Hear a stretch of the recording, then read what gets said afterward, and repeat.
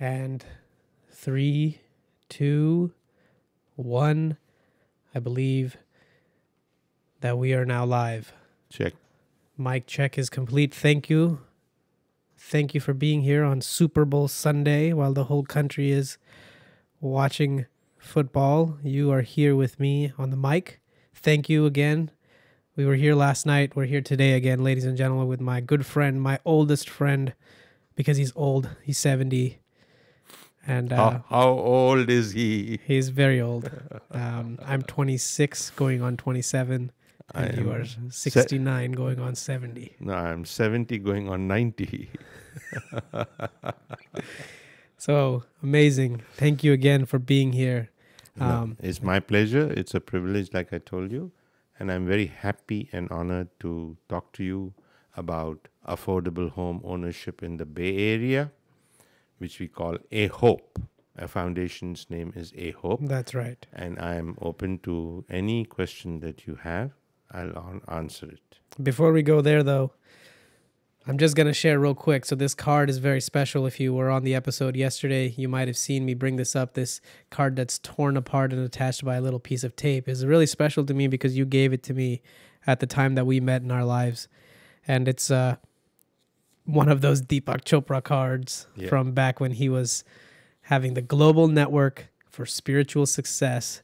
This is literally from 1992, ladies and gentlemen. It's in La Jolla, California, kind of iconic because we're sitting here in Pacific Beach, San Diego, having this conversation. Yesterday we were talking about the cosmos, and today we're going to talk a little bit more.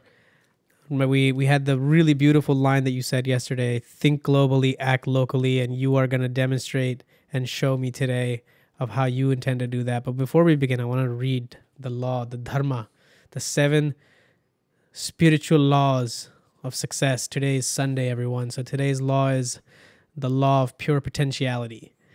The source of all creation is pure consciousness, pure potentiality, seeking expression from unmanifest to manifest. Silent meditation, commune with nature, non-judgment. Beautiful. Right. When he says non-judgment, it means that you have no duality, that you do not condemn anybody, you do not praise anybody, you see things as it truly is in its present tense. And Deepak Chopra, as we said yesterday, opened up another dimension of ageless body and timeless mind. And he made us think more about Eastern philosophy to a higher frequency than we would otherwise. Mostly people thought of East as, yoga and hippies and things mostly mystical. But Deepak Chopra brought it on a level of ordinary things. Definitely brought it mainstream. Yeah. The guy's controversial somehow still. No, but nothing that he says harms anybody. I agree with that. His thinking benefits you. It's great. Yeah. So how is the Bay Area doing? Thank you for, again, like I said, coming to San Diego. But how are things in the Bay Area? I'm away from there for the last 6 months, 7 months now. Well, tell me how things are going. Bay Area still has a housing crisis. A homeless crisis it has always had. But a houseless crisis is increasing. People cannot. What's the difference? If you're homeless, you're out on the street. You are either in homeless shelters or living in tents in the Bay Area. If you're homeless, then you're living in rentals or you're living with somebody else. Not homeless. Houseless. Houseless. Yeah, sorry. If you're houseless, you don't have a house. And living on rent is not what the American dream is about. The American dream is about owning your own home. Right. If you own your own home, then you have equity. If you have equity, you can have a better job situation, you can have a education, you can have equal opportunities that other people with equity enjoy. So if you have to just worry about your own roof, then you don't think much about political involvement. You don't think about being engaged on social level. You're just on a survival basis. So the American dream is based upon owning equity in your home. And I think anybody wants to, have a piece of land that they can call their own, a place that they can really call it's their own home. Right. I think certainly there's a movement with the Airbnb generation that we're living in where people want to have that life where they can up and go anywhere. But I think today our topic, and I just want to kind of set the parameters around why we're discussing this, is really that we want to touch on the people that have jobs that we're not talking about, young people like myself. We're talking about people that are generally career-based, oriented in a city, and they're sticking to a company where they employ themselves for long 5, 10, 15 years, not the every year they're looking for a different job situation. These are people that are tied to and committed to the companies that they work for.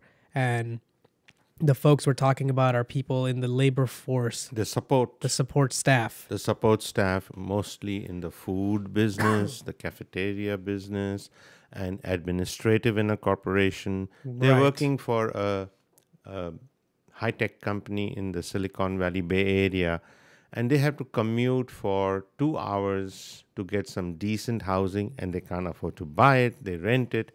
And the children don't see their parents for a long time. Because they're stuck in traffic? Not traffic only. They take BART, they take train. These people cannot afford to drive. The gasoline prices don't allow it, and the time. So they take public transport, such as BART. They will take BART is train. the Bay Area transit system. Yeah. Very, very, I think it transports about 1 million or 400,000 people, I think, a day. I don't have the numbers exactly. But it's crazy. I just want to bring the scale of what the system is. It's very much like the backbone of how it's a lot of people get to and from work. To a degree, except, you want to be close to the place you work. And we feel that in the Bay Area, Section 8, subsidized housing, help from people, that is not the way to live for a worker. And it's not working.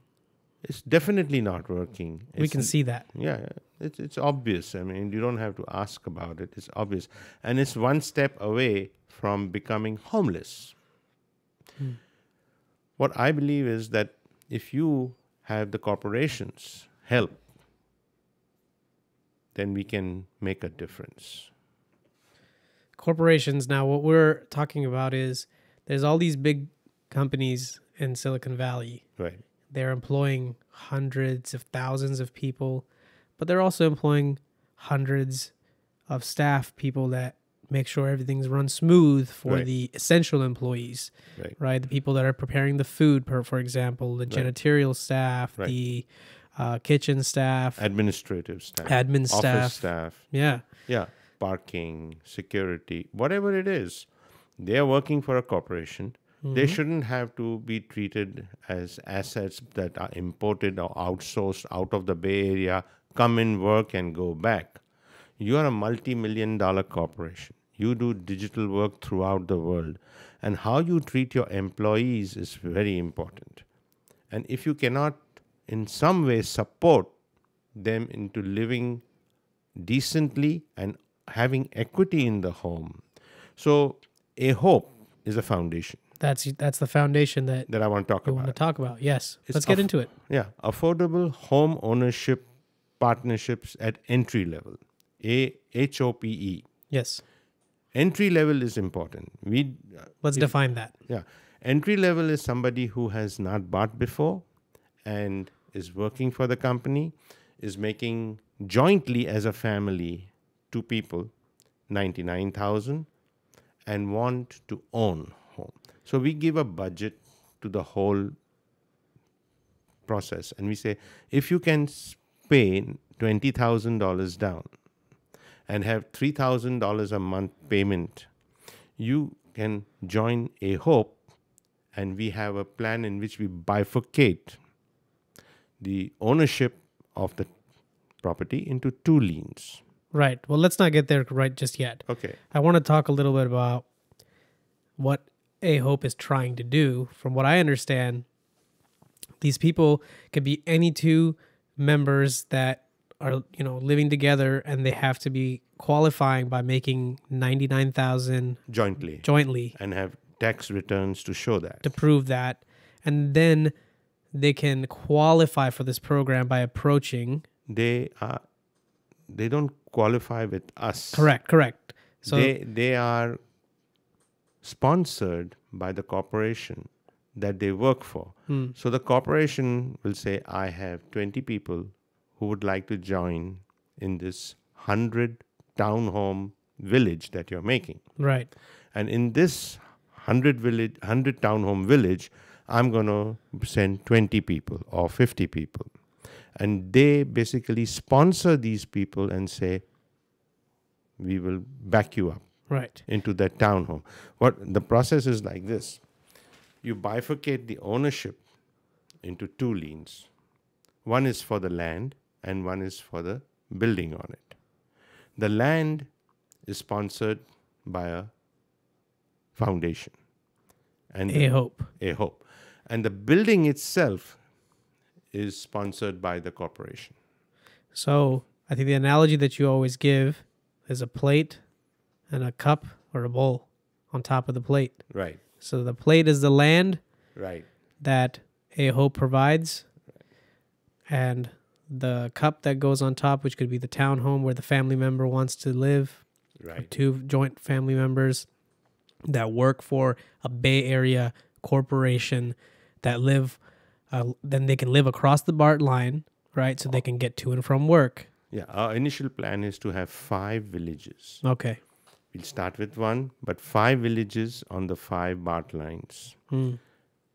The ownership of the townhome is the one that the corporation has to sponsor. You don't qualify by going to a bank. You get sponsored by your employer.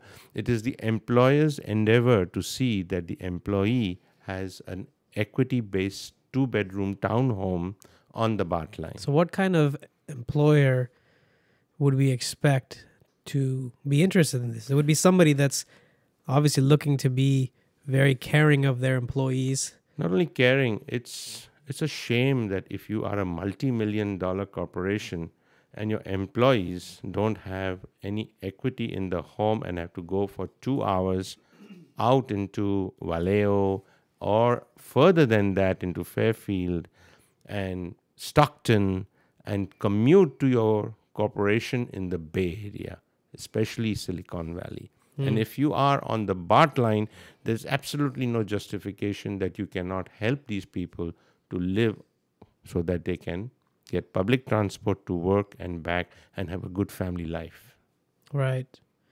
So how do we get people's attention about this? How do we make, CEOs aware of this? I mean, obviously it's a problem that's not straightforward to solve, but it seems like you've done a lot of legwork and a lot of thinking in the last few months.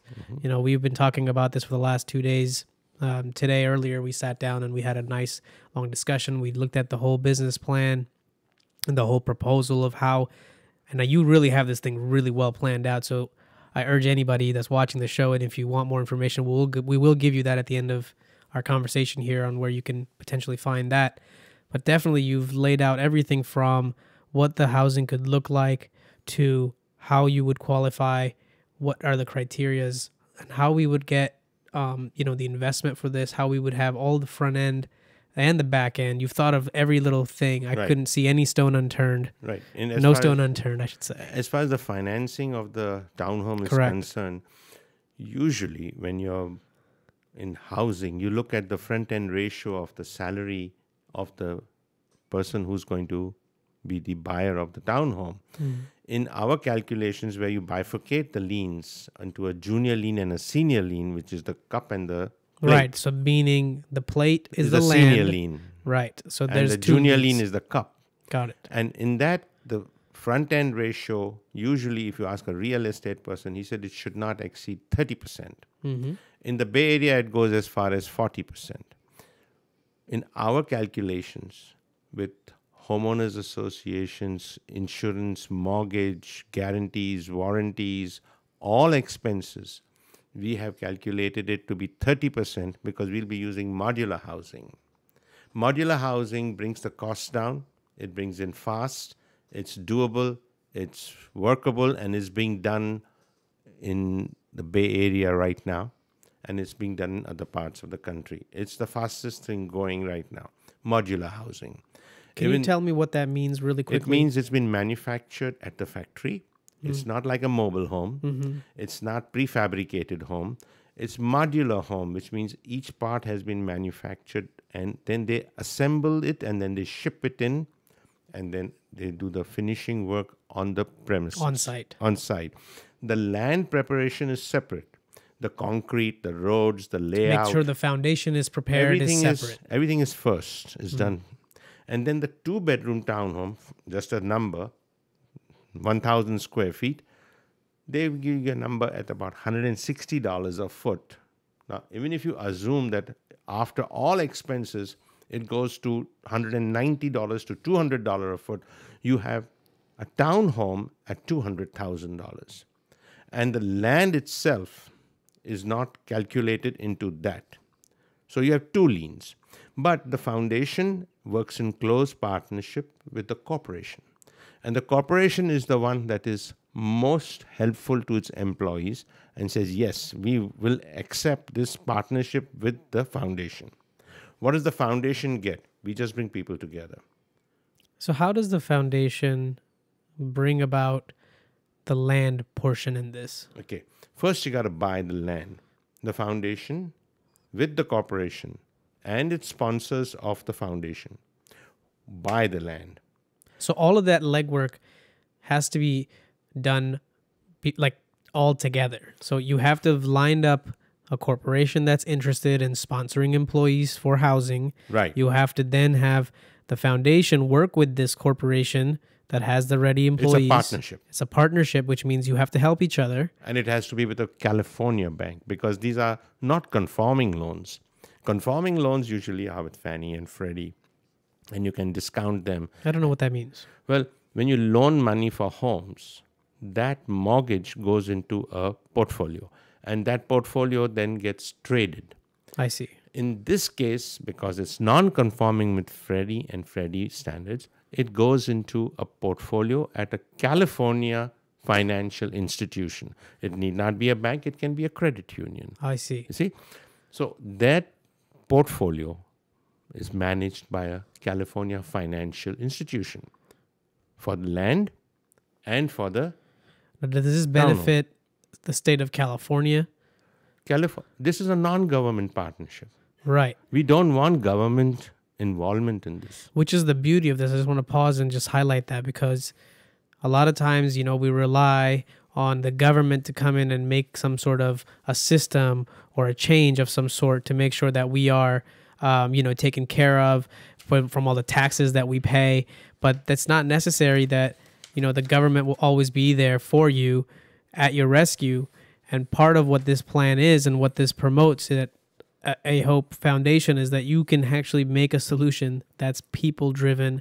It's driven by the corporate CEOs who already have the power. It's in the hands of the corporate CEO. If he gets up in the morning and sees himself in the mirror, and when he gets a sandwich in the cafeteria and he asks himself, where does this worker Come from? live? Yeah. I'm making $1 billion a year, and how much does it take to help them? And he's not going to let go of the money. Every mortgage dollar will be accounted for, and he'll be in control of the mortgages. So it's not a giveaway. Right. And we will comply with the Fair Housing and Davis-Sterling Common Interest Development laws. Common interest development laws are pretty stringent. You have to abide by them. They are called Davis-Sterling Common Interest laws. So this is just the gist of what I'm saying. We have the Excel sheets. We can send any accounting, any plan. You saw the Excel sheets. Absolutely. So all the numbers are there. We go into the front end ratio, and then also we ensure the life and calamity of the owner in case they run into a calamity. Then the mortgages are not defaulted. We make sure that there is a warranty on the products and have sustainable energy use in that. This is our plan. Right. So We're ready to show the plan to any corporate chief who's interested. the sustainable part, I know you briefly just went over that, but to elaborate a little bit from other conversations that we've had, you want to bring in sustainable food resources and like power. We don't want to be basing this plan on anything other than bifurcating the two liens, Right. having a separate lien on the land and a separate lien on the building. A cup and a saucer, both financed separately but sitting on each other. Our maturity period on the mortgage of the junior lien is going to be 15 years. But if the sponsor wants it to be less than 15 years, which is the corporation, it all depends upon the corporation. Do they want to help the employee buy with a mortgage, or do they want the employee to suffer? And so far, depending upon government has not helped anybody. It has to come from the private sector. The United States is a beautiful country where the private sector comes up to help people. We're not asking for charity. We are asking for compassion, empathy, and an elevation of the thought process where if a man is working for you, if a woman is working for you, don't they deserve a roof over their head? Absolutely. Any sane person would say yes. But we are saying if two people make 99,000, and it's not for any techie who's making 300,000. We're going to cap it off at 149,000 of a family income. Which, just for scale, it sounds like it's still a lot of money. But no, it's $24 an hour. But considering the cost of living and expense in the Bay Area, it's extremely high. It's next to New York in terms of everything.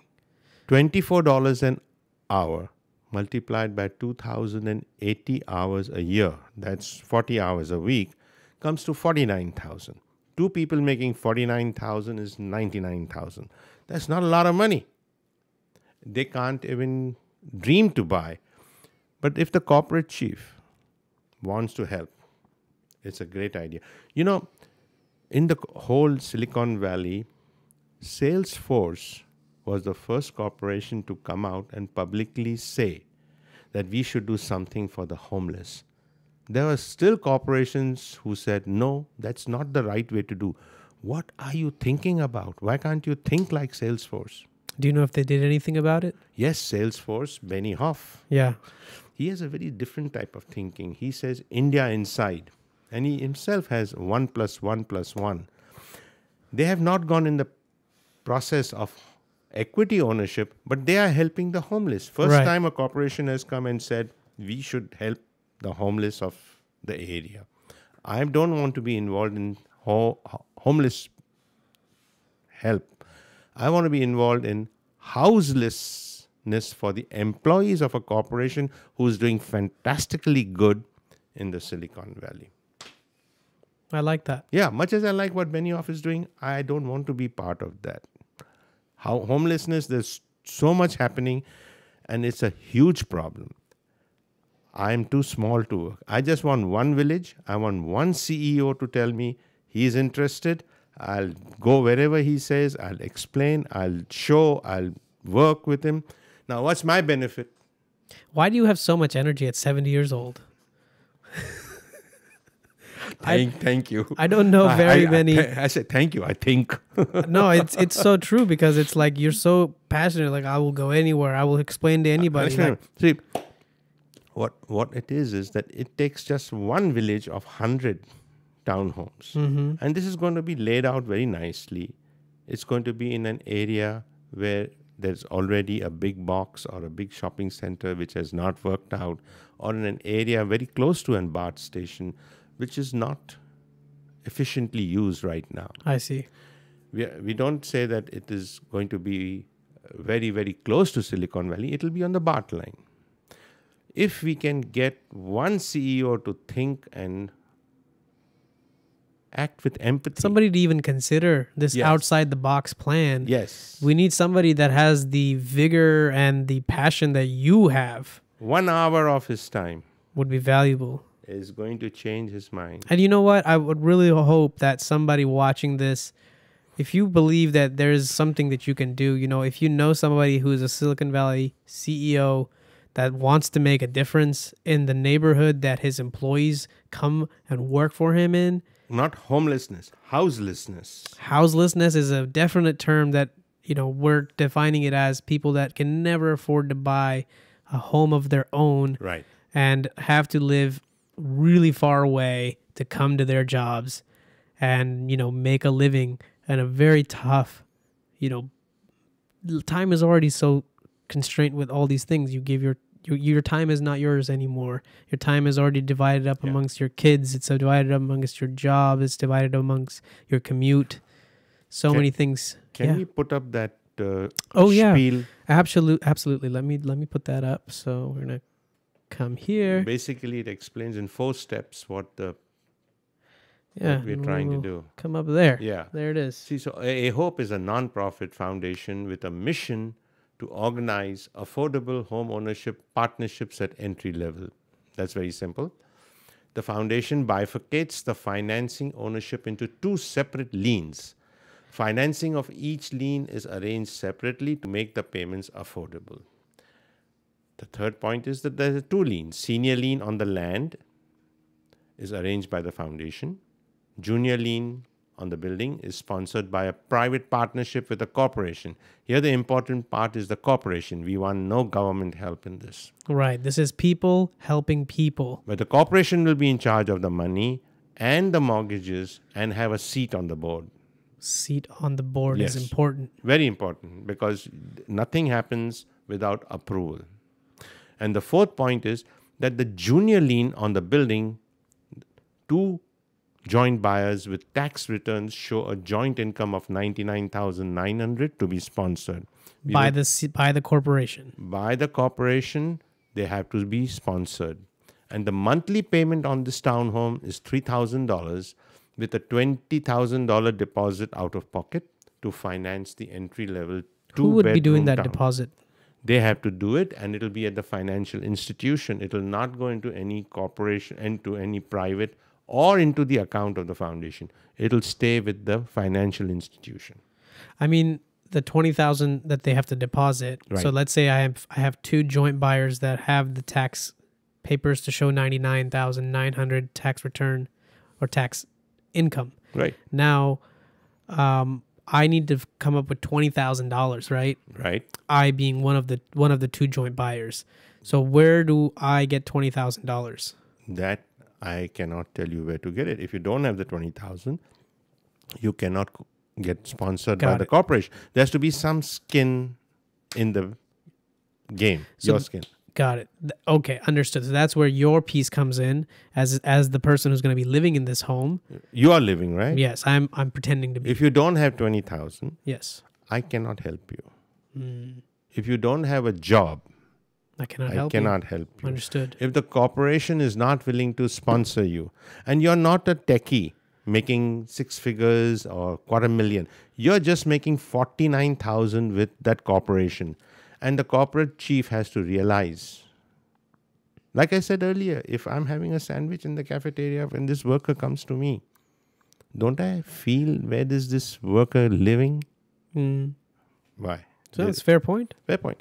And most of the time, if you look at it, most of the people have seen their parents work hard and they have come up in life. We are not asking for money giveaway. It will be from the corporation's foundation into this foundation. Now, I asked you earlier, what's my benefit? Right? And you did not let me address it. My benefit in this is $49,000 a year, which will be my salary as the administrator secretary of the foundation. That's all. That's what you would like. That's what I will get. As being the administrator of the A Hope Foundation. And the board. So that everything runs the way it is supposed to. And it is not that I just started it and I walked away. I will be there from start. So you have a seat on the board. I will have a seat, but it'll be a vote which will be cast only if there is a tie. So you Most will of the- otherwise not No, weigh in I will not weigh in.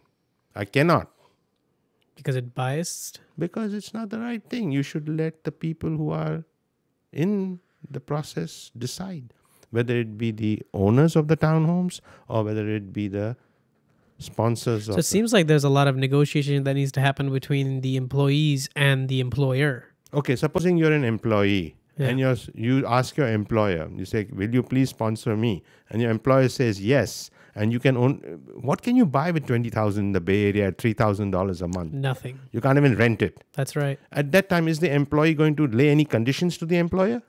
Probably not. Probably. Change that to definitely not.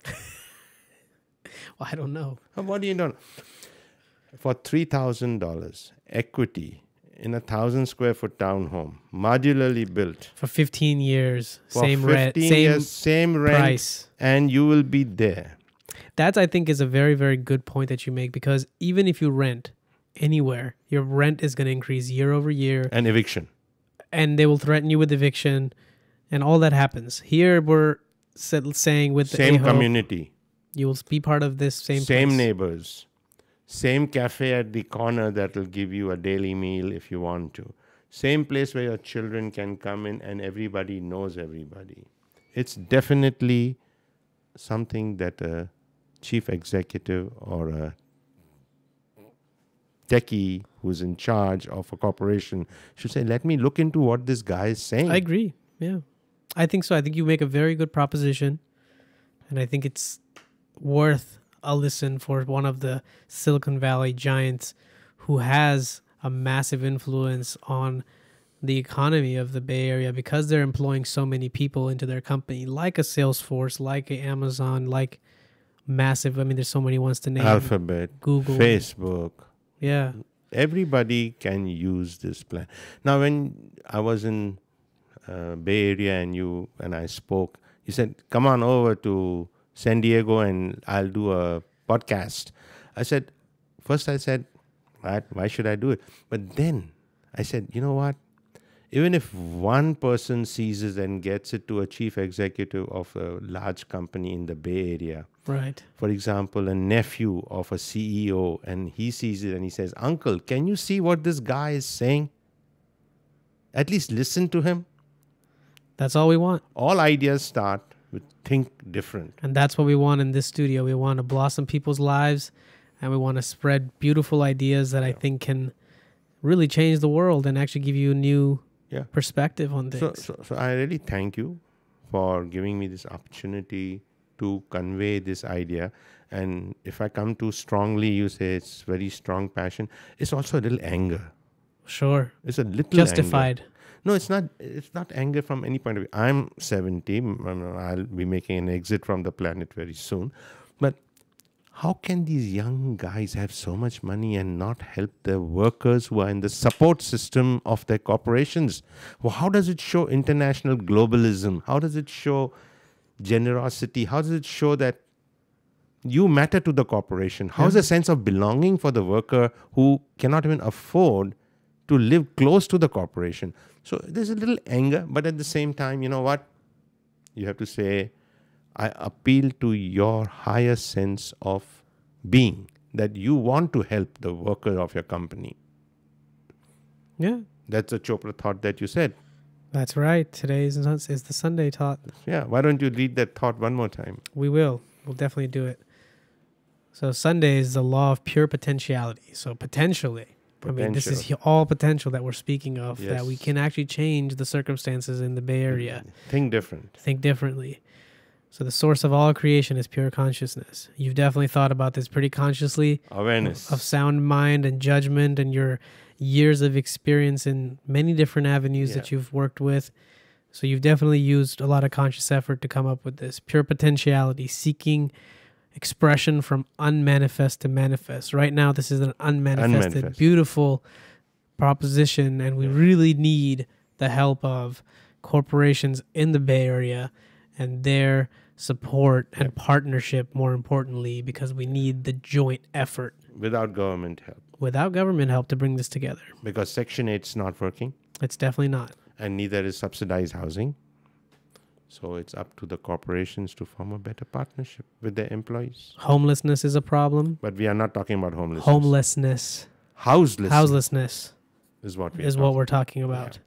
We want to fix that. We want to have the people who can never afford to buy a home in their entire life have the opportunity to live in a neighborhood where it's reasonable for you to go to and from work, and to have a community where you feel like you have just as much as everybody else to raise your children, because you are critical to the people that are doing the top level of work and advancements and technologies and all that good stuff. So, this is really one of those things that we want to bring out, and we really hope somebody sees this and shares it along. So if you're watching this, I'd really, really appreciate if you know somebody that works in the tech industry, if you know somebody who's a CEO of a corporation, share with them this idea, because maybe they can't help directly, but maybe they know in their network somebody that can. And really all of this works is from people, helping other people. So, really let's spread the word if we can on this. I think it's a fascinating idea. Happy to send the paperwork if you need. What would actually be a good way for somebody to get in touch with you to get this proposal? What would be an address or email or something that you can shout out?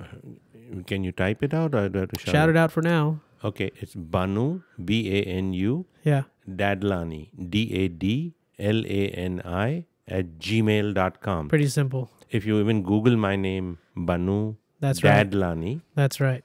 And if you want to put it up on the screen, you know what? Google, I will actually Google it real quick, because I'll send you any paperwork and any question that you have. There it is. There it is. Actually, we can find your public Facebook.